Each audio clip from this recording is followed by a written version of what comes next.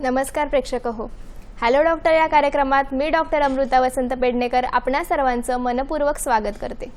प्रेक्षक हो, स्त्रियांचं आयुष्य म्हणजे सततची धावपळ। घर, कुटुंब, मुलं, नोकरी, व्यवसाय अशा अनेक जबाबदाऱ्या सांभाळूनही त्या सर्वांची काळजी घेतात, परंतु स्वतःच्या आरोग्याकडे मात्र त्यांचं अनेकदा दुर्लक्ष होतं। परंतु असं न करता स्त्रियांनी स्वतःच्या आरोग्याची, विशेषतः स्तनांच्या आरोग्याची काळजी घेणं अत्यंत गरजेचं आहे, कारण सध्या स्तनांच्या कर्करोगाचं प्रमाण वाढत चाललं आहे आणि त्यासाठी स्तनांच्या कर्करोगाचं लवकर निदान व्हावं आणि त्यावर अधिक प्रभावी उपचार पद्धती उपलब्ध व्हावी यासाठी या क्षेत्रात अनेक संशोधनं सुरू आहेत। दरवर्षी 18 ऑगस्ट हा दिवस world breast cancer research day म्हणून पाळला जातो। तर आज आपण याच महत्त्वाच्या विषयावर चर्चा करणार आहोत। आजच्या आपल्या चर्चेचा विषय तुम्ही टीव्ही स्क्रीनवर पाहू शकता। आजच्या आपल्या चर्चेचा विषय आहे जागतिक स्तन कर्करोग संशोधन दिवस आणि या विषयावर मार्गदर्शन करण्यासाठी आज आपल्यासोबत उपस्थित आहेत सुप्रसिद्ध सर्जिकल ऑन्कोलॉजिस्ट डॉक्टर अमर देशपांडे सर। नमस्कार सर, हॅलो डॉक्टर या कार्यक्रमात आपलं मनपूर्वक स्वागत। प्रेक्षक हो, सरांचा परिचय द्यायचा झाल्यास डॉक्टर अमर देशपांडे सर हे कन्सल्टंट सर्जिकल ब्रेस्ट ऑन्कोलॉजिस्ट आणि Tata memorial cancer centre Mumbai येथे सर्जिकल ऑन्कोलॉजी विभागात असोसिएट प्रोफेसर म्हणून कार्यरत आहेत। सरांनी MBBS, MS सर्जरी आणि FRCS इन जनरल सर्जरी या उच्च वैद्यकीय पदव्या प्राप्त केल्या आहेत। यापूर्वी सरांनी तब्बल 24 वर्ष UK मध्ये कन्सल्टंट सर्जिकल ऑन्कोलॉजिस्ट म्हणून काम केलं असून एप्रिल 2024 पासून त्यांनी टाटा मेमोरियल सेंटरमध्ये आपल्या सेवेला सुरुवात केली। स्तनाच्या कर्करोगाविषयी जनजागृती म्हणजेच ब्रेस्ट कॅन्सर अवेअरनेस हा त्यांचा विशेष जिव्हाळ्याचा विषय आहे।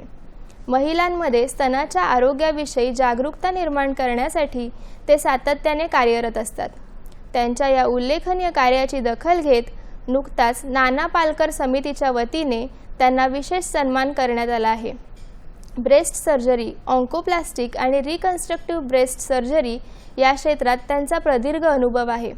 या विषयावर त्यांनी राष्ट्रीय आणि आंतरराष्ट्रीय स्तरावर विविध परिषदांमध्ये सहभाग घेतला असून त्यांच्या नावावर 19हून अधिक संशोधनपर शोध निबंध प्रकाशित झाले आहेत।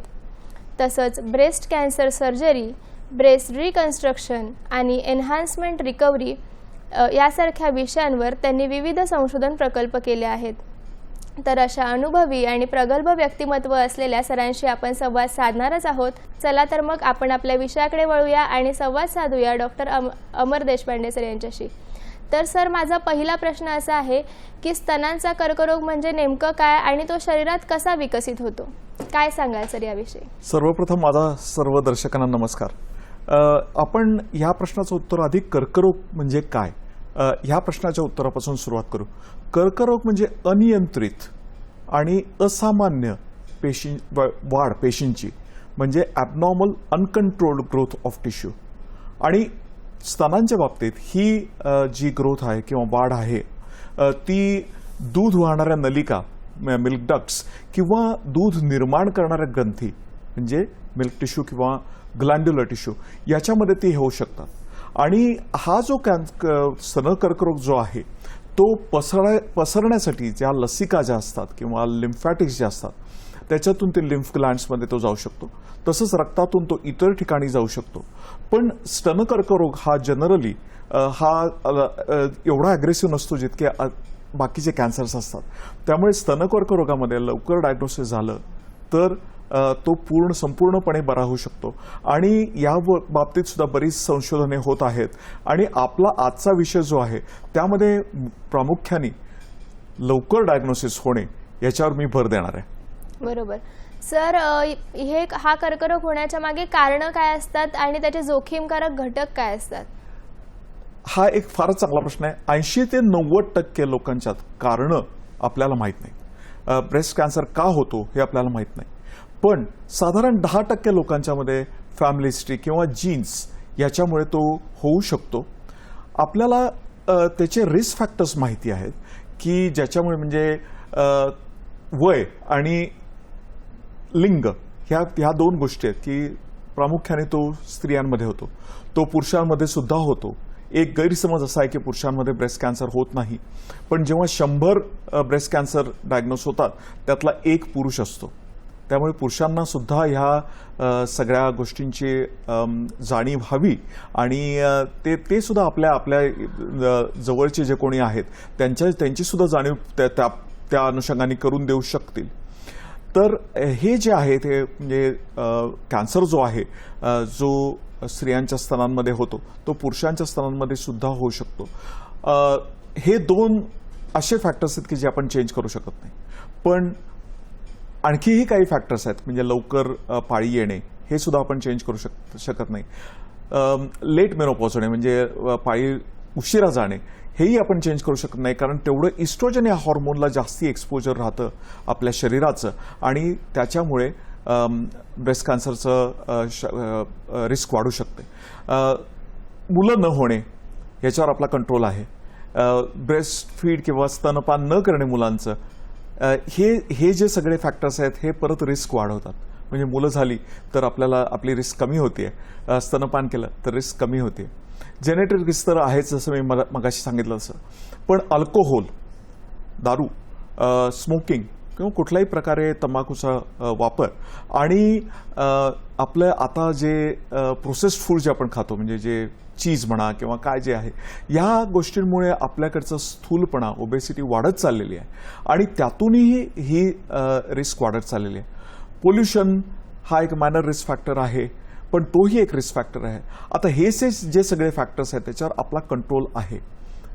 परत एकदा हे सगळं ह्या ज्या म्हणजे मूल होणे किंवा मूल न होऊ देणे किंवा स्तनपान करणे हे सगळ्यांचं पर्सनल चॉईसेस आहेत, त्याच्यावर आपण कंट्रोल करू शकत नाही, पण तरी पण हे मॉडिफायबल रिस्क फॅक्टर्स आहेत. बरोबर. सर आता तुम्ही आम्हाला कारणं तर सांगितली, परंतु स्तनाचा कर्करोग झाल्यावर काय लक्षणं दिसतात आणि सुरुवातीला अशी काही लक्षणं दिसल्यावर डॉक्टरांचा सल्ला घेतला पाहिजे? सर्वप्रथम गाठ, कुठलीही गाठ जी ब्रेस्टमध्ये होते ती तपासून घेतली पाहिजेत. आपण गाठीबद्दल नंतर बोलूच, पण कुठलीही गाठ जी दुखत नाही ती कॅन्सरची असू शकते. त्याचा अर्थ असा नाही की प्रत्येक गाठ कॅन्सरचीच असेल. त्या त्वचेवरती होणारे काही बदल म्हणजे ती त्वचा सुजल्यासारखी दिसणे किंवा एखाद्या संत्र्याच्या सालीसारखी दिसणे किंवा लाल होणे ती किंवा त्याच्यावर एखादी जखम, एखादा अल्सर असणे किंवा निप्पल किंवा स्तनाग्र जे आहे ते आत ओढल्यासारखं वाटणे या किंवा त्वचेवर सुद्धा काही खाच खडगे दिसणे, हे सगळे महत्त्वाचे सिम्पटम्स आणि साईन्स आहेत आणि हे कधीही ह्याच्याकडे दुर्लक्ष नाही केलं पाहिजे. डिस्चार्ज होणे निपलमधनं, एस्पेशली रक्तमिश्रित डिस्चार्ज होणे हेही एक कॅन्सरचं लक्षण असू शकतं. त्यामुळे अशी जेव्हा लक्षणं दिसतात तेव्हा सर्वप्रथम वैद्यकीय सल्ला घेणे, कुठल्याही प्रकारे विलंब न करता, हे अतिशय महत्त्वाचं आहे आणि त्यातूनच जर कॅन्सर असेल तर आपण अर्ली डायग्नोसिस याकडे जाऊ शकतो. बरोबर. परंतु सर अनेकांच्या मनात हा प्रश्न असतो की स्तनांच्या ठिकाणी कुठलीही गाठ किंवा कुठलीही वाढ झाली तर त्यांच्या मनात भीती उत्पन्न होते की ही कर्करोगाचीच असेल. तर साधारण गाठ आणि कर्करोगाची गाठ याच्यात काय फरक आहे आणि तो कसा ओळखावा? साधारण गाठी ज्या जनरली असतात त्या अतिशय स्मूथ आणि त्याला असं त्याचा जो सरफेस जो म्हणतो आपण तो नियमित असतो. पण तो जो सरफेस जेव्हा अनियमित असतो किंवा त्याच्यामुळे वरच्या त्वचेवरती ओढ बसलेली असते किंवा त्वचेवर मी जसं सांगितलं तसे काही चेंजेस झालेले असतील तर अशा वेळेला ती गाठ कॅन्सरची असण्याची शक्यता असते. जनरली 20मध्ये किंवा 30मध्ये कॅन्सरचं प्रमाण कमी आहे, त्यामुळे त्या स्टेजमध्ये ज्या गाठी होतात त्या कॅन्सरपेक्षा बिनाईन गाठीसुद्धा असू शकतात. 40मध्ये सुद्धा सिस्ट्स होऊ शकतात, ज्या हॉर्मोनल चेंजेसमुळे होऊ शकतात, त्याही बिनाईनच असतात. पण ह्या सगळ्या गोष्टी अशा आहेत की ज्याला वैद्यकीय निदानाची गरज असते. त्यामुळे कुठलीही गाठ सापडली तर ती कॅन्सरचीच आहे किंवा कॅन्सरची नाही हे असं अज्युम न करता वैद्यकीय सल्ला लगेच घेणे हे अतिशय महत्त्वाचं आहे. बरोबर. फारच छान माहिती दिली सर तुम्ही. सर, स्तनांचा कर्करोग यासाठी काही स्क्रीनिंग टेस्ट असतात का, आणि त्या कोणत्या कोणत्या असतात? स्क्रीनिंग टेस्ट म्हणजे काय की तो कॅन्सर लवकर आपल्याला मिळावा, तो आपल्याला हाताला लागण्याच्या आधी मिळावा म्हणून काही ज्या टेस्ट आपण करतो त्याला स्क्रीनिंग असं म्हणतात. आणि स्क्रीनिंग हे प्रामुख्याने पाश्चिमात्य देशात होतं, कारण पाश्चिमात्य देशांमध्ये ब्रेस्ट कॅन्सरचं प्रमाण आपल्यापेक्षा कितीतरी पटीने जास्ती आहे. आता त्यातमध्ये ते काय करतात की मॅमोग्राफी किंवा स्तनांचा एक्सरे हा केला जातो, आणि तो साधारण वयाच्या 50 ते 70 या दरम्यान दर 3 वर्षांनी तो केला जातो. आपल्याकडे स्क्रीनिंग होत नाही अशा प्रकारे, पण स्क्रीनिंगच्या इतरही गोष्टी करू शकतो स्क्रीनिंगसाठी आपण. ते म्हणजे क्लिनिकल ब्रेस्ट एक्झामिनेशन, म्हणजे कुणीतरी तज्ज्ञांकडनं आपलं ब्रेस्ट तपासून घेणे किंवा स्वतःची ब्रेस्ट तपासणे, हेही एक महत्त्वाची एक्झामिनेशन आहे. आणि नंतर आपण यापुढे आपण त्याच्यावर बोलणारच आहोत, पण याबद्दल मी नंतर सगळे डिटेल्स देईन. पण ह्या ज्या गोष्टी आहेत, स्क्रीनिंग जे आहे ते प्रत्येकाची रिस्क, प्रत्येक व्यक्तीची रिस्क किती आहे त्याच्यावर अवलंबून आहे. त्यामुळे त्याला असं नाही म्हणलं पाहिजे की 40 नंतर मॅमोग्राम केलेच पाहिजेत किंवा 50 नंतर केले पाहिजेत. असं म्हणण्यापेक्षा प्रत्येक माणसाची जी रिस्क आहे त्याप्रमाणे त्याचं टेलर मेड म्हणा आपण, प्रत्येक माणसासाठी ते आपण जसं कपडे शिवून घेतो तसं त्या माणसाचं जे काही प्लॅनिंग आहे ते आपण त्याप्रमाणे केलं पाहिजे. बरोबर. प्रेक्षक हो, सर आपल्याला स्तनांच्या कर्करोगाविषयी फारच छान अशी माहिती देत आहेत, आणि सरांकडून आपण याविषयी अजूनही काही महत्त्वपूर्ण माहिती जाणून घेणार आहोत. परंतु कार्यक्रमात आता वेळ झालेली आहे एका छोट्याशा विश्रांतीची. परंतु तुम्ही कुठेही जाऊ नका, पाहत रहा आपला आवडता कार्यक्रम हॅलो डॉक्टर. विश्रांतीनंतर पुन्हा एकदा स्वागत. विश्रांतीपूर्वी आपण चर्चा करत होतो डॉक्टर अमर देशपांडे सर यांच्याशी स्तनांचा कर्करोग याविषयी. तर एक प्रेक्षक आपल्याशी फोन कॉलद्वारे जोडले जात आहेत. नमस्कार, आपला प्रश्न विचारा. मी नाशिक वेस्टर्न बोलतो, जिल्हा नाशिक. माझा प्रश्न असा आहे की कॅन्सर रिकव्हर झाल्यानंतर केमोथेरपी नंतर किती दिवसांनी किंवा महिन्यांनी बाळास दूध पाजणे योग्य आहे? आणि असं सांगितलं जातं की दोन्ही स्तनांपैकी एकाच स्तनावरून जास्त वेळा दूध पाजल्यास कॅन्सर होतो, खरे आहे का? आपला पहिला प्रश्न मला नीट समजला नाही, परत एकदा सांगाल का?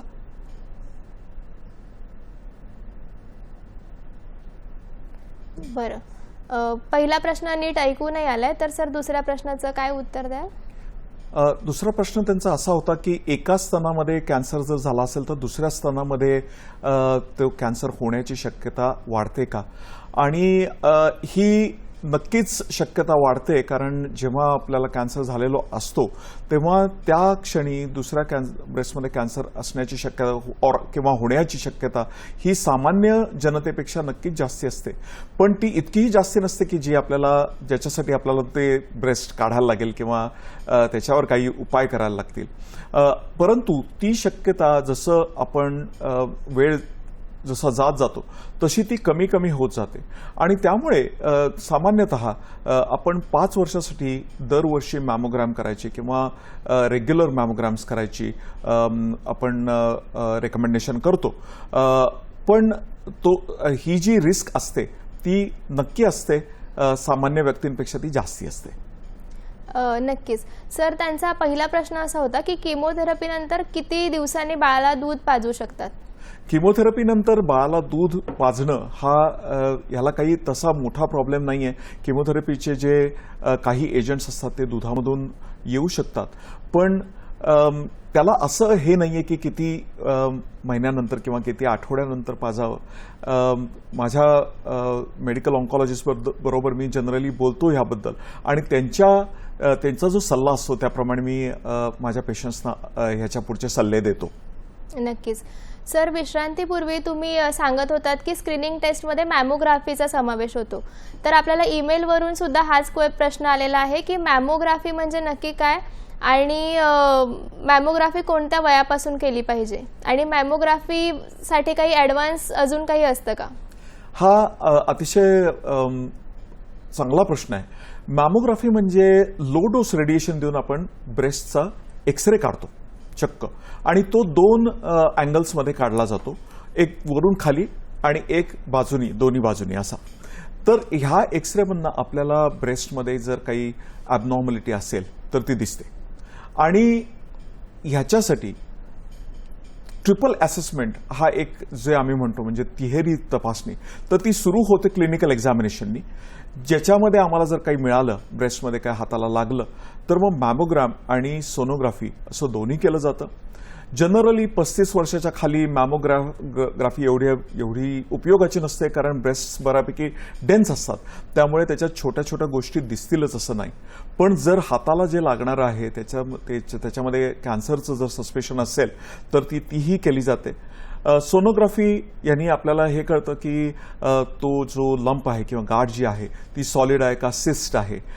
त्याच्यामुळे आपल्याला बगलेतल्या ज्या लिम्फ ग्लँड्स असतात त्यांचं सुद्धा आपल्याला तपासणी करता येते. MRI स्कॅन हा जनरली यंगर एज ग्रुपसाठी रिझर्व केला जातो, तो कॉमनली त्याची गरज नसते. तर ह्या ज्या गोष्टी आहेत, आणि तिसरी तिहेरी तपासणीतली तिसरी तपासणी म्हणजे बायोप्सी करणे. पण ती बायोप्सी जर गरज असली तरच केली जाते. जर पहिल्या 2 तपासणीमध्ये बायोप्सी करण्यासारखं काही नसेल तर बायोप्सी करायची गरज पडत नाही. नक्कीच. सर, तुम्ही आता MRI मॅमोग्राफी सांगितली, तर नॉर्मल मॅमोग्राफी आणि MRI मॅमोग्राफी यात नक्की काय फरक असतो? नॉर्मल मॅमोग्राफीमध्ये आपण एक्सरे वापरतोय, आणि MRI स्कॅन जो आहे ब्रेस्टचा, तो जसा आपला MRI स्कॅन आहे, मॅग्नेटिक स्कॅन जो आहे तो आहे, त्याच्यामध्ये आपण रेडिएशन वापरत नाहीये. त्याच्या मॅग्नेटिक स्कॅनमधनं आपल्याला असं दिसतं की त्याच्यात काही ॲबनॉर्मॅलिटीज असल्या, छोट्या छोट्या जरी ॲबनॉर्मॅलिटीज जरी असल्या तरी ते आपल्याला दिसतात, आणि त्यामुळे काय होतं की ज्या ॲबनॉर्मॅलिटीज अदरवाईज आपण सिग्निफिकंट मानणार नाही त्यांना सिग्निफिकन्स दिला जातो, आणि आपण त्याच्यामुळे पेशंट्सची अँझायटी वाढते, लोकांची अँझायटी वाढते. त्यामुळे MRI स्कॅन हे उत्तम इन्व्हेस्टिगेशन स्क्रीनिंगसाठी नाही, मॅमोग्राम हे उत्तम आहे, आणि 98% लोकांमध्ये ते ॲक्युरेट असतं. नक्कीच.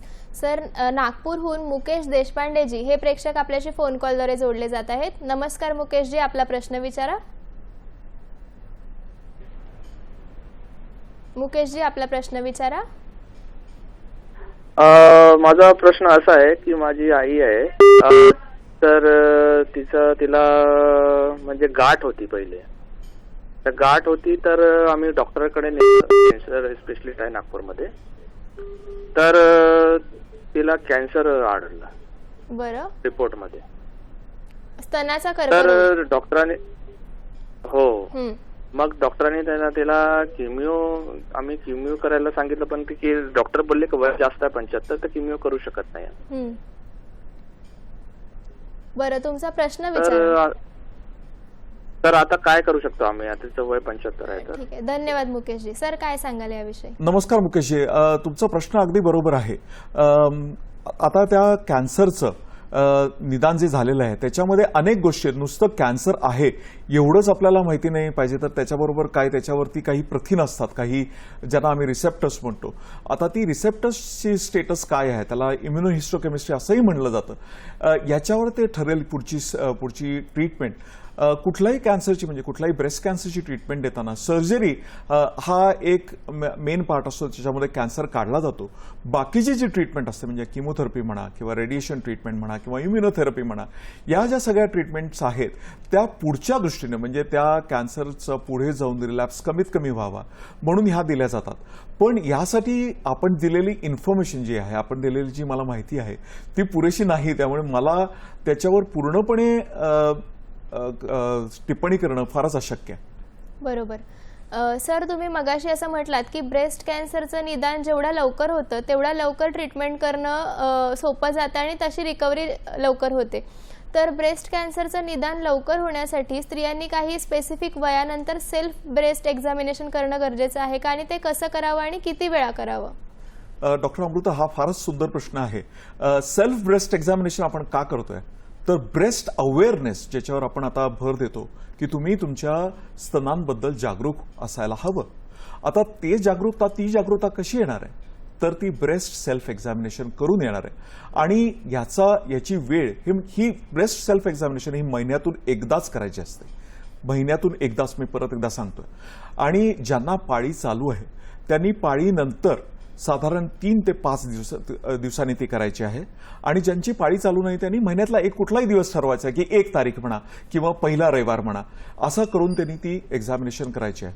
आता उत्तम रीतीनं ही एक्झामिनेशन करण्यासाठी पहिल्यांदा स्वतःला आरशामध्ये तपासायचं आहे आणि पाहायचं आहे की त्वचेवर किंवा ब्रेस्टवर काही दिसतंय का, म्हणजे जसं जखमा किंवा सूज किंवा लाल रंग किंवा जसं संत्र्याच्या सालीचा अपीअरन्स जो असतो तसं काही दिसतंय का, निप्पल आत ओढलं गेलेलं आहे का, किंवा काही ऑब्व्हियस गाठी दिसत आहेत का, बगलेमध्ये काही गाठी दिसत आहेत का. तर हे असं उभं राहून ते आपल्याला बघायला लागणार आहे आणि हात बाजूला घेऊन ते बघायला लागणार आहे. आणि त्यानंतर स्वतःची जी परीक्षा आहे, जे स्वतःला तपासायचं आहे, त्याच्यासाठी एक हात वर, दुसऱ्या हाताच्या बोटांनी फ्लॅट ठेवून, असं नाही, ते फ्लॅट ठेवून हे आपल्याला प्रत्येक ब्रेस्टची स्ट्रीप अशी ही तपासायची आहे आणि बगलेमध्ये सुद्धा तपासायचं आहे. तसंच दुसऱ्या साईडला करायचं आहे. आणि ह्यातून आपल्याला काय दिसणार आहे किंवा काय सापडणार आहे की जर त्याच्यात काही चेंज असेल, आपल्या ब्रेस्टमध्ये काही बदल असेल, तर आपल्याला लक्षात येईल. आणि जर असा बदल झालेला असेल तर त्वरित वैद्यकीय मदत घ्यावी, ही माझी सगळ्यांना विनंती आहे. नक्कीच. सरांनी आपल्याला फार प्रॅक्टिकल माहिती दिली आणि अगदी सरांनी कसं करायचं हे सुद्धा करून दाखवलं. तर सर, आता पुण्याहून मंगल आपटेजी या प्रेक्षक आपल्याशी फोन कॉलद्वारे जोडल्या जात आहेत. नमस्कार मंगलजी, आपला प्रश्न विचारा. नमस्कार. मला असा प्रश्न विचारायचा आहे की स्तनाचा कॅन्सर झाल्यानंतर ते घाबरून जाते, तर मग त्यांनी अन्न काय खावं किंवा केस गेल्यानंतर माझे केस कधी येणार किंवा तिचा आहार कसा असावा किंवा तिला झोप येऊ शकत नाही, मग ते एकदम घाबरून जाते, तर त्या बाबतीत आपण काय मार्गदर्शन करू शकाल? नमस्कार मंगलजी, तुमचा प्रश्न अगदी छान आहे. एक तर स्तनांच्या कॅन्सर बरोबर असं काही प्रत्येक खाण्याच्या प्रत्येक गोष्टींवरती लक्ष ठेवलं पाहिजे असं नाही. हेल्दी खाणे हे गरजेचं आहे. स्वतःला हायड्रेटेड ठेवलं म्हणजे पाणी व्यवस्थित पिणे किंवा द्रवपदार्थ आपल्या पोटामध्ये व्यवस्थित घेणे हेही अतिशय महत्त्वाचं आहे. आपल्याला जर काही म्हणजे डायबिटीस असेल समजा किंवा ब्लड प्रेशर असेल किंवा आणखीन कुठले आजार असतील आणि त्याच्यासाठी आपल्याला डाएट चार्ट्स वगैरे दिलेले असतील किंवा डायटिशियननी काही तुम्हाला त्याच्याबद्दल सल्ले दिलेले असतील, ते जरूर पाळायला पाहिजेत. आणि हे जर तुम्ही ठेवलं, स्वतःला हेल्दी ठेवलं, तर त्याला काहीच प्रॉब्लेम नाही आहे. बाकी असं काही स्पेसिफिक हेच डाएट घेतलं पाहिजे किंवा हे खाल्लं नाही पाहिजे अशा प्रकारे कुठल्याही आता संशोधनातून असं काहीही दिसलेलं नाही की असं काहीतरी पर्टिक्युलरली आपण केलं पाहिजे. बरोबर. अशा प्रकारच्या अनेक भीती प्रेक्षकांच्या मनात असतात. तर सर, अजून एक अशी भीती असते की स्तनांचा कर्करोग हा अनुवांशिक असतो का, आणि जर कुटुंबामध्ये एखाद्या महिलेला स्तनाचा कर्करोग असेल तर इतर महिलांनी काही काळजी घ्यावी का?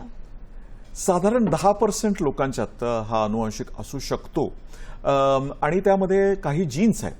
उदाहरणार्थ एक BRCA1 आणि BRCA2 किंवा ब्रेस्ट कॅन्सर 1 आणि ब्रेस्ट कॅन्सर 2 जीन्स जे आहेत, त्याचा प्रामुख्यानं त्यांच्यात जो होणारा बदल आहे त्याच्यामुळे कॅन्सरचा प्रादुर्भाव होऊ शकतो. त्यांच्यामुळे ब्रेस्ट कॅन्सर तसंच ओव्हेरियन कॅन्सरचं प्रमाण वाढू शकतं.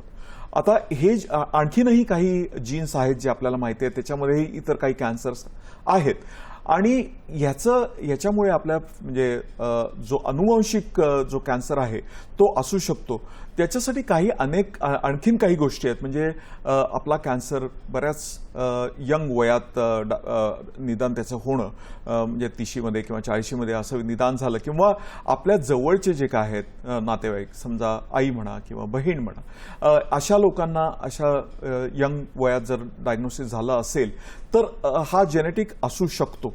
आणि अशा वेळेला जेनेटिसिस्टकडे जाऊन त्यांच्याकडनं ते हिस्ट्री घेतात आपली, पाहतात की किती रिलेटिव्स, किती जणांना झालेलं आहे, किती त्यांचं जवळचं नातं आहे आपल्याशी, आणि त्याप्रमाणे आपली रिस्क जी आहे ती आपल्याला सांगितली जाते. आणि जर गरज असेल तर जीन टेस्ट करून पाहिलं जातं की जीन म्युटेशन आहे. म्युटेशन म्हणजे बदल. आता ब्रेस्ट कॅन्सर 1 जीन जो मी म्हणलो तो नॉर्मली सगळ्यांच्या शरीरात असतो. तो DNA रिपेअरसाठी मदत करतो, आणि म्हणजे जेव्हा सेल्सचा DNA जेव्हा डॅमेज झालेला असतो तेव्हा BRCA1 जीन ती मदत करतो. पण ह्या BRCA1 जीनमध्ये जर काही प्रॉब्लेम असेल, म्युटेशन झालेलं असेल, तर हे जे रिपेअर असतं ते होत नाही, आणि त्यामुळे पेशींची जी वाढ होते ती अनियंत्रित आणि असामान्य होऊ शकते. बरोबर. सर, मग या स्तनांच्या कर्करोगावर सध्या काय काय उपचार उपलब्ध आहेत? उपचार तर आपले, मी जसं मगाशी म्हणलो तसं की सर्जरी किंवा शल्यक्रिया, हे यातून आपण तो कॅन्सर काढून टाकतो. किमोथेरपी, रेडिएशन ट्रीटमेंट, इम्युनोथेरपी, या ज्या गोष्टी आहेत त्यातून आपण पुढे त्याचं कमीत कमी रिलॅप्स व्हावं, कमीत कमी रिकरन्स व्हावं म्हणून ती आपण वापरू शकतो. आता ह्या ज्या ट्रीटमेंट्स आहेत त्या सगळ्याच ट्रीटमेंट्स सगळ्यांनाच लागतात असं नाही. त्याच्यासाठी मी जसं पूर्वी म्हणलो की जी प्रथिनं किंवा जे रिसेप्टर्स आहेत कॅन्सर सेल्सवरचे, किंवा ज्याला इम्युनोहिस्टोकेमिस्ट्री आम्ही म्हणतो, त्याच्यानुसार सुद्धा ही ट्रीटमेंट प्रत्येकाला दिली जाते. वन साईज फिट्स ऑल असं आपण आता करू शकत नाही. प्रिसिजन ट्रीटमेंट जी आहे ती द्यायला लागते. प्रत्येकाची ट्रीटमेंट वेगळी असू शकते. म्हणूनच मी माझ्या प्रत्येक पेशंटना सांगत असतो की जर कोणी आपल्याला येऊन म्हटलं की अरे आम्हाला ही ट्रीटमेंट दिली पण ती नाही दिलेली तुम्हाला, असं जर कोणी सांगितलं तर त्याचा अर्थ असा होऊ शकतो की त्या ट्रीटमेंटची तुम्हाला गरज नाही, आणि ज्यांनी घेतलेली आहे, ज्यांनी तुम्हाला येऊन सांगितलं त्यांना गरज आहे. पण त्याचा अर्थ असा नाही की ती ट्रीटमेंट तुम्हाला पाहिजेच. त्यामुळे ह्या ज्या गोष्टी आहेत, ह्या त्या ट्रीटमेंट्स आपल्याला ठरवायच्या आहेत, त्याच्यासाठी अनेक फॅक्टर्स, अनेक त्या कॅन्सरच्या कॅरेक्टरिस्टिक्स आपल्याला विचारात घेऊन मग त्या ट्रीटमेंट्स आपल्याला ठरवायला लागतात. बरोबर. स्तनांच्या कर्करोगावरील ही चर्चा आता रंगात आलेली आहे आणि आपण ती पुढे नेणारच आहोत. परंतु प्रेक्षक हो, कार्यक्रमात आता वेळ आलेली आहे एका छोट्याशा विश्रांतीची. परंतु तुम्ही कुठेही जाऊ नका आणि पाहत रहा आपला आवडता कार्यक्रम हॅलो डॉक्टर.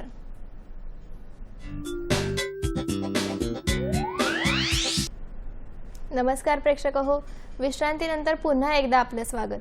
विश्रांतीपूर्वी आपण चर्चा करत होतो डॉक्टर अमर देशपांडे सर यांच्याशी स्तनांचा कर्करोग या विषयावर. तर सर, ब्रेस्ट सर्जरी या क्षेत्रात तुमचं विशेष कार्य आहे, तर तुमच्याकडून आम्हाला हे जाणून घ्यायला आवडेल की स्तनांच्या कर्करोगाबद्दल सध्या कोणत्या शस्त्रक्रिया उपलब्ध आहेत? सर्जरी हा माझ्यासाठी अतिशय जिव्हाळ्याचा विषय आहे, कारण मी सर्जन आहे शेवटी.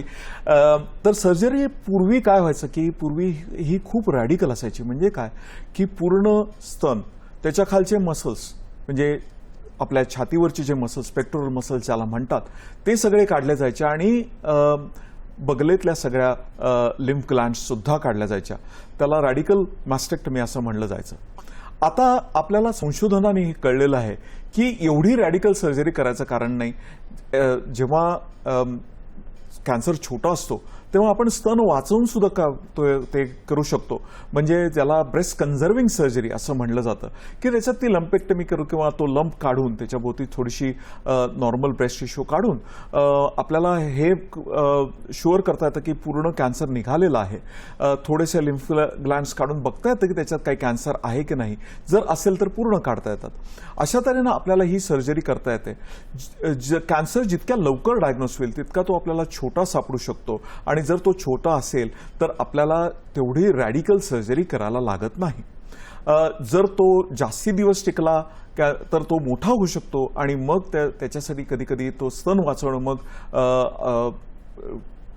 डिफिकल्ट होऊन जातं.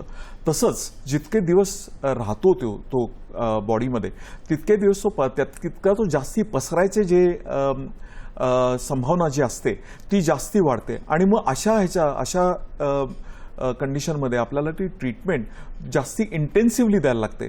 जर तो पसरला असला तर मग सर्जरी सध्या तरी सर्जरीचा काही रोल राहत नाही, कारण तो पसरलेला कॅन्सरची जी ट्रीटमेंट आहे ती मग मेनली केमोथेरपी किंवा ज्याला सिस्टेमिक ट्रीटमेंट अशी म्हणली जाते त्याच्यापुरती ती मर्यादित होऊन जाते. आणि पॅलिएटिव्ह केअर ज्याला आपण म्हणतो की त्याच्यामुळे ती पसरलेल्या कॅन्सरमुळे होणारे जे सिम्पटम्स आहेत त्याची ट्रीटमेंट किंवा ते कम्फर्टेबल ठेवावं पेशंटला, अशा तऱ्हेची ट्रीटमेंट ही सर्जरी ह्या ट्रीटमेंटची जागा घेते अशा ठिकाणी.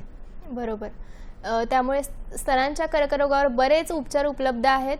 तर सर, अनेकांच्या मनात ही शंका असते की स्तनांचा कर्करोग हा पूर्णपणे बरा होऊ शकतो का? तर काय सांगाल सर याविषयी? स्तनांचा कर्करोग हा पूर्णपणे बरा होऊ शकतो जर आपलं डायग्नोसिस अर्ली झालं, लवकर झालं निदान, तर तो पूर्णपणे बरा होऊ शकतो. पण त्यासाठी आपल्याला, मी जसं म्हणलं तरी तसं, स्वतःच्या स्तनांबद्दल जागरूक राहायला हवं. ब्रेस्ट अवेअरनेस मी जे म्हणलो ते आपल्याला तो गरजेचा आहे आणि त्यातूनच आपण स्वतः आपल्याला ती मदत करू शकतो. या बाबतीत आपण आपल्या नातेवाईकांना आणि आपल्या जवळच्या लोकांना ह्या जर गोष्टी आपण सांगितल्या, जे मी आज सांगितलं किंवा आपण जे वाचाल इतर ठिकाणी किंवा पाहाल ते जर आपण इतरांना सांगितलं, तर ही जी जागृती आहे ती मोठ्या प्रमाणात होईल आणि आपण ब्रेस्ट कॅन्सरचं प्रमाण, ब्रेस्ट कॅन्सरमुळे होणाऱ्या मृत्यूचं प्रमाण हे आपण नक्की सगळे मिळून कमी करू शकू. नक्कीच. सर, हे स्तनांचा कर्करोगावर उपचार केला किंवा सर्जरी केली तर त्यानंतर रिलॅप्स म्हणजे तो पुन्हा होण्याची शक्यता असते का? आणि जर तशी शक्यता असेल तर तो पुन्हा होणं टाळण्यासाठी काही उपाय करता येतील का? शक्यता ही नक्कीच असते. कुठलाही कॅन्सर जेव्हा आपण ट्रीट करतो तेव्हा तो पुढे होऊन जाऊन रिलॅप्स होईल का नाही हा नेहमीच प्रश्न राहतो आणि हा प्रश्न त्या क्षणी तो अनुत्तरित असतो. जरी आपल्याला माहीत असलं की सगळा कॅन्सर शरीरातून निघून गेलेला असला तरी कुठे जर काही झोपलेल्या उती असतील तर त्या पुढे जाऊन जाग्या होऊ शकतात आणि त्या रिलॅप्स करू शकतात किंवा रिकरन्स करू शकतात. आणि हा रिकरन्स जिथून कॅन्सर काढलाय त्या ठिकाणी होऊ शकतो किंवा इतरत्र सुद्धा होऊ शकतो. जसं काही म्हणजे जसं फुफ्फुसात किंवा लिव्हरमध्ये किंवा आपल्या हाडांमध्ये तो होऊ शकतो. त्याला प्रिव्हेंट करायचं किंवा तो टाळायचं आपल्याला काय, त्याच्यासाठी एवढंच करायला पाहिजे की जी ट्रीटमेंट आपल्याला दिली गेलेली आहे किंवा जी ट्रीटमेंट आपल्याला रेकमेंड केलेली आहे ती आपण पूर्ण करणे. त्यातून आपण काय करतोय की ह्याचं जे प्रमाण आहे, त्याचं जो शक्यता आहे परत येण्याची, ती आपण कमी करतोय. ती पूर्णपणे आपल्याला ती नाहीशी करता येत नाही, पूर्णपणे एलिमिनेट करता येत नाही. पण ट्रीटमेंट बरोबर आपण कंप्लायंट राहणे म्हणजे ती योग्य तऱ्हेने त्याला संपवणे हे अतिशय महत्त्वाचं आहे त्या दृष्टीने. बरोबर. सर, अकोल्याहून राहुल ठाकरेजी हे प्रेक्षक आपल्याशी फोन कॉलद्वारे जोडले जात आहेत. नमस्कार राहुलजी, आपला प्रश्न विचारा. नमस्कार मॅडम, मी अकोल्यावरून बोलत आहे. तर माझी बहीण आहे, त्यांना आता 2-3 महिने झाले स्तन कॅन्सर म्हणून समजलेलं आहे. बरं. तर त्यांना ट्रीटमेंट चालू आहे, म्हणजे औषध चालू आहे. तर त्यांना सर्जरीची आवश्यकता आहे का विचारायचं होतं. त्यांना अजून काही लक्षणं आहेत का किंवा त्यांच्या रिपोर्ट्स मध्ये काय फाइंडिंग्स आहेत? नाही, फक्त एवढंच स्तन कॅन्सर आहे, एवढंच. बरं बरं, काय सांगाल सर याविषयी? राहुलजी, असा म्हणजे मला ह्या आपल्या बहिणीच्या केसबद्दल पूर्णपणे माहिती नाही, त्यामुळे मी ह्या प्रश्नाचं उत्तर देणं हे फारच कठीण आहे मला. त्यांना पाहणं ही माझी एक पहिली गरज आहे आणि त्यांचे सगळे जे कॅन्सरचं डायग्नोसिस झालेलं आहे त्याची पूर्ण माहिती घेणं हे माझ्यासाठी गरजेचं आहे, त्यांना सांगण्याआधी की सर्जरीची गरज आहे की नाही. पण तो जर पसरला नसला तर आणि बाकी जर काही त्यांना प्रॉब्लेम्स नसतील तर सर्जरी हे कॅन्सरचं एक मुख्य ट्रीटमेंटचं साधन आहे आणि अतिशय थोड्या व्यक्तींमध्ये सर्जरीची गरज नाही असं मी सांगतो. नक्कीच. सर, स्तनांचा कर्करोग होऊ नये म्हणून काही प्रतिबंधात्मक काळजी घेता येतील का किंवा काही लाईफस्टाईल चेंजेस करण्याची गरज आहे का?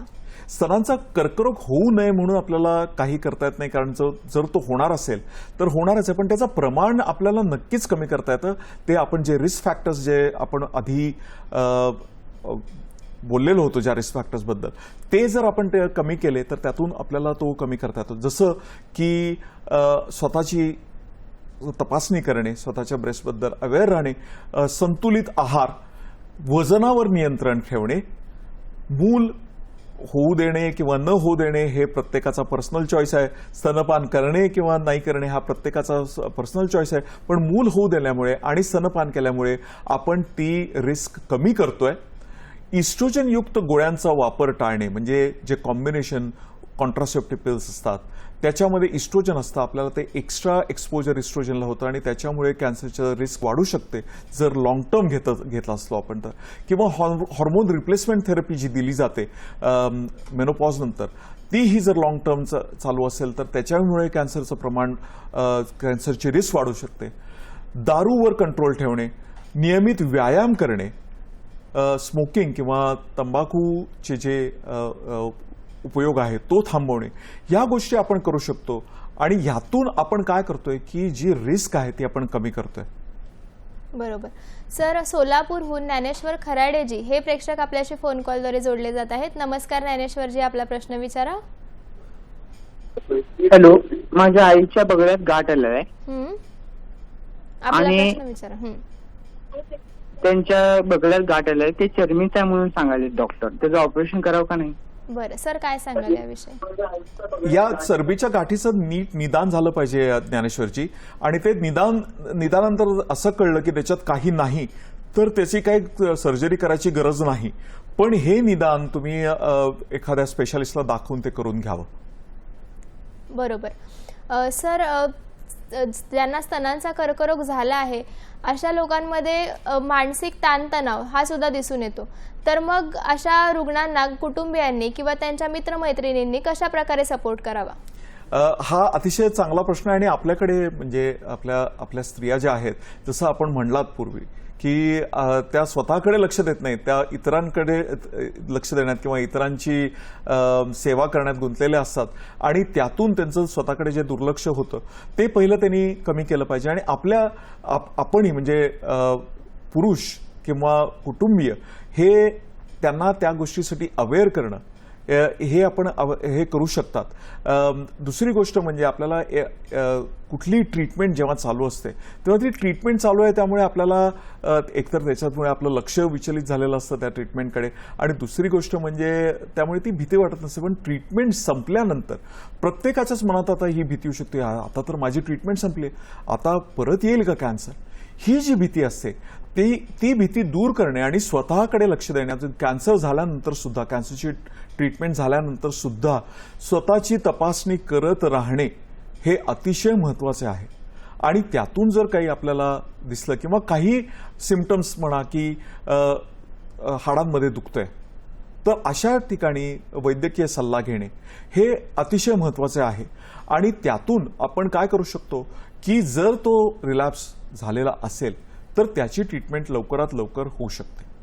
आणि आपलं स्वतःवरही लक्ष राहतं, आणखीन काही कुठे डेव्हलप होतंय का, कुठे दुसरी गाठ डेव्हलप होते का, दुसऱ्या स्तनामध्ये काही डेव्हलप होतंय का, याही गोष्टींवर आपलं लक्ष राहतं. बरोबर.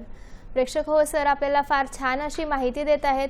आणि यानंतरही आपण सरांकडून ब्रेस्ट कॅन्सर याविषयी काय काय संशोधन सुरू आहे याविषयी माहिती घेणार आहोत.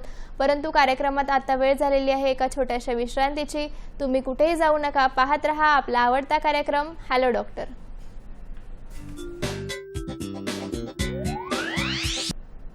नमस्कार प्रेक्षक हो, विश्रांतीनंतर पुन्हा एकदा स्वागत. प्रेक्षक हो, विश्रांतीपूर्वी आपण चर्चा करत होतो डॉक्टर अमर देशपांडे सर यांच्याशी स्तनांचा कर्करोग या विषयावर. तर सर, स्तनांच्या कर्करोगांमध्ये उपचारांमध्ये आता काय काय नवीन रिसर्च सुरू आहेत आणि काय ॲडव्हान्समेंट सुरू आहेत, काय सांगा सर याविषयी? तर हा अतिशय सुंदर प्रश्न आहे. आणि आपल्या मंगळवारच्या जो 18 ऑगस्ट हे आहे स्तन कर्करोग संशोधन दिन, या दिनाच्या दृष्टीने अनुषंगाने हा अतिशय सुंदर प्रश्न आहे. तर अनेक संशोधनं आता सध्या चालू आहेत आणि अनेक पातळीवर चालू आहेत. तर मी पहिल्यांदा सर्जिकल पातळीवरची संशोधनाबद्दल बोलतो की एकतर पहिल्यांदा आपण रॅडिकल सर्जरी करायचो, आता त्यामध्ये किती कमीत कमी रॅडिकल सर्जरी करता येईल किंवा त्याचं रॅडिकलनेस जो आहे तो कमी कसा करता येईल याबद्दल अनेक संशोधनं ऑलरेडी झालेली आहेत. आणि त्यातून आपल्याला हे कळलेलं आहे की आपण ब्रेस्ट कन्झर्विंग सर्जरी करू शकतो. सगळे लिम्फ ग्लँड्स जे असतात बगलेतले ते काढायची सगळी गरज नसते. आणि आता तर अशी संशोधन चालू आहेत की ते करायची मुळात ते काढून बघायची सुद्धा गरज आहे की नाही याच्यावर सुद्धा संशोधनं चालू आहेत. रिकन्स्ट्रक्शन किंवा ब्रेस्ट बनवायचे नवीन नवीन प्रकार म्हणजे आता इम्प्लांट बेस्ड रिकन्स्ट्रक्शन जे आम्ही टाटाला ऑफर करतो, ह्या गोष्टींबद्दल सुद्धा संशोधन चालू आहे. रोबोटिक सर्जरी बद्दल सुद्धा संशोधन चालू आहेत. प्राथमिकरित्या ती रोबोटिक सर्जरी ही लोकांचं मत असं असतं की रोबोटिक सर्जरी ही सगळ्यात चांगली सर्जरी, पण स्तनांच्या दृष्टीने त्याचा उपयोग फार आहे असं आता तरी वाटत नाहीये, पण त्याच्यावरही संशोधन चालू आहे.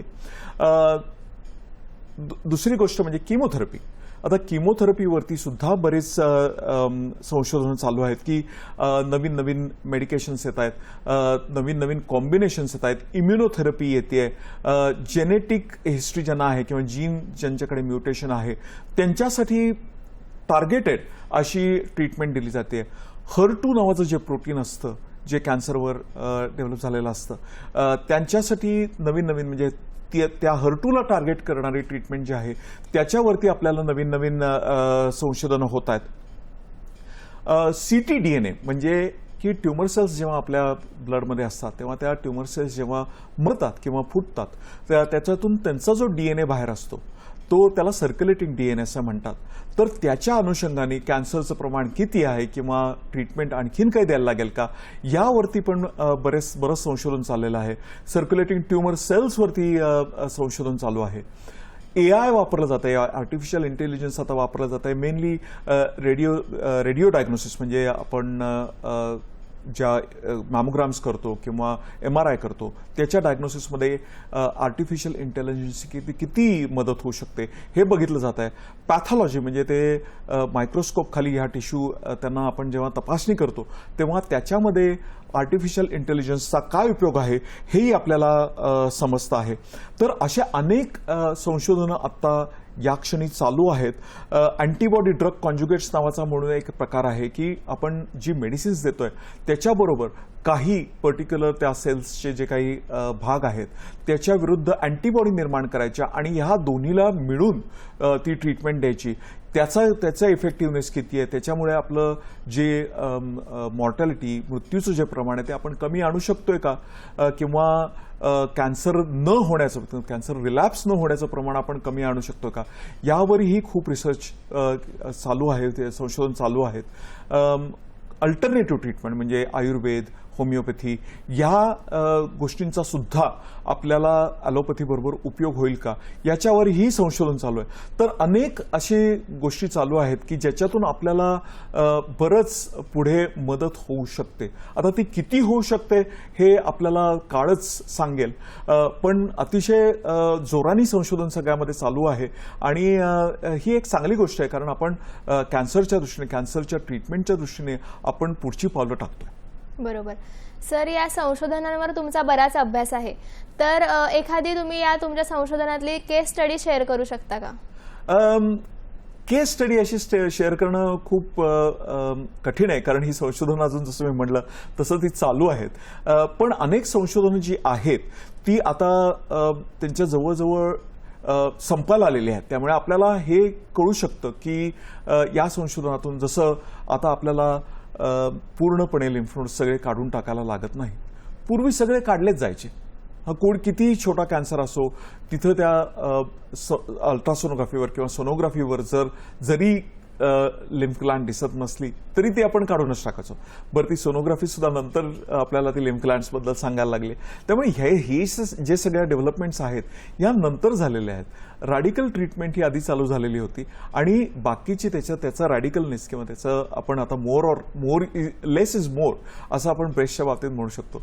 ते आपण त्याचा रॅडिकलनेस कमी कमी करत आलेलो आहे. आणि मी स्वतः जेव्हा ट्रेनिंग करत होतो तेव्हा आम्ही ब्रेस्ट कॅन्सरसाठी खूप रॅडिकल सर्जरी करत होतो. पण आता या क्षणी तेवढी रॅडिकल सर्जरी केली जात नाही आणि तरी पण लॉंग टर्म जे आउटकम्स आहेत, मॉर्टॅलिटी आहे ती कम्पेरेबल आहे. त्यामुळे माझ्या स्वतःच्या कारकिर्दीत हे जे बदल झालेले आहेत हे मी स्वतःच्या डोळ्यांनी पाहिलेले आहेत, स्वतः अनुभवलेले आहेत. ब्रेस्ट रिकन्स्ट्रक्शन किंवा पुनर्निर्माण ब्रेस्टचं याच्यासाठी पूर्वी आपण स्वतःची टिश्यू वापरायचो, पण इम्प्लांट किंवा प्राणीजन्य पदार्थांपासून बनवलेली मेश मॅट्रिक्स ह्याच्याबरोबर जे रिकन्स्ट्रक्शन केलं जातं इम्प्लांट बरोबर, हे मी साधारण 2011-12 पासून चालू केलेलं होतं. त्याच्या आधी याचं प्रमाण एवढं नव्हतं. तर ही जी गोष्टी, ह्या जी गोष्टी आहेत या सगळ्या नव्या गोष्टी आहेत आणि ती जे ट्रान्सफॉर्मेशन झालेलं आहे, तो जो बदल झालेला आहे, जी उत्क्रांती झालेली आहे ह्यामध्ये, ही मी सगळी पाहिलेली आहे. हाच माझ्यासाठी केस स्टडी मी म्हणू शकतो. बरोबर. सर, आता आपण कार्यक्रमाच्या अगदी शेवटच्या टप्प्यात आलेलो आहोत, तर जाता जाता तुम्ही आमच्या प्रेक्षकांना काय संदेश देऊ इच्छिता? माझा हा संदेश आहे की स्तनांबद्दल जागरूक राहा. स्वतःची तपासणी करणं अतिशय अतिशय महत्त्वाचं आहे. ती कृपा करून करत राहा. फक्त महिन्यातून एकदाच ती करायची आहे आणि त्याच्यासाठी आपल्याला 10 ते 20 मिनिटं लागणार आहेत. तेवढी आपण नक्कीच देऊ शकाल. काहीही शंका असेल तर त्वरित वैद्यकीय सल्ला घ्या. कर्करोग हा पूर्ण बरा होऊ शकतो जर त्याचं डायग्नोसिस लवकर झालं तर. म्हणून जर काही शंका असेल तर लगेच मदत घेणं हे अतिशय गरजेचं आहे. आपल्याला प्रत्येक गाठ ही कॅन्सरचीच असते असं नाही, पण प्रत्येक गाठ ही तपासून घेणं हे अतिशय गरजेचं आहे, कारण जर ती कॅन्सरची असेल तर त्याची ट्रीटमेंट पटकन होऊ शकते. आणखीन मला आपल्या सर्वांना एक विनंती आहे की हे जे मी म्हणतोय ते आपण प्लीज आपल्या सगळ्या जवळच्या लोकांना, आपल्या फॅमिलीतल्या स्त्रियांना, पुरुषांना सांगावं आणि त्यांनाही आपण सांगावं की ते इतरांना जाऊन त्यांनी ते सांगावं. अशा तऱ्हेनेच ही जनजागृती होणार आहे आणि अशा तऱ्हेनेच आपण ब्रेस्ट कॅन्सरची जी मॉर्टॅलिटी आहे ती आपण कमी आणू शकणार आहोत. बरोबर. फारच महत्त्वाचा संदेश दिला सर तुम्ही. लवकरात लवकर निदान आणि वेळेत आणि योग्य अशी चिकित्सा घेतल्यास स्तनाचा कर्करोग बरा होण्याची शक्यता जास्त वाढते. तर प्रेक्षक हो, सरांनी आपल्याला स्तनांचा कर्करोग यासारखा महत्त्वाचा आणि काहीसा क्लिष्ट विषय अतिशय सोप्या आणि सरळ भाषेत असा समजावून सांगितला. त्यामुळे तुमच्या मनातील कर्करोगाविषयीची भीती नक्कीच काहीशी कमी झाली असेल. सर, तुम्ही वेळात वेळ काढून इथे आलात आणि आम्हाला अत्यंत मोलाची अशी माहिती दिलीत, त्याबद्दल दूरदर्शन सह्याद्री वाहिनी आणि आमच्या हॅलो डॉक्टरच्या संघातर्फे आपले खूप खूप आभार. धन्यवाद सर. धन्यवाद. प्रेक्षक हो, आता कार्यक्रमात वेळ आली आहे आपली रजा घेण्याची. पुन्हा भेटूया एका नवीन भागात नवीन विषयासह आपल्या आवडत्या कार्यक्रमात, ज्याचं नाव आहे हॅलो डॉक्टर. तोपर्यंत स्वस्थ रहा, मस्त रहा आणि आनंदी रहा. धन्यवाद.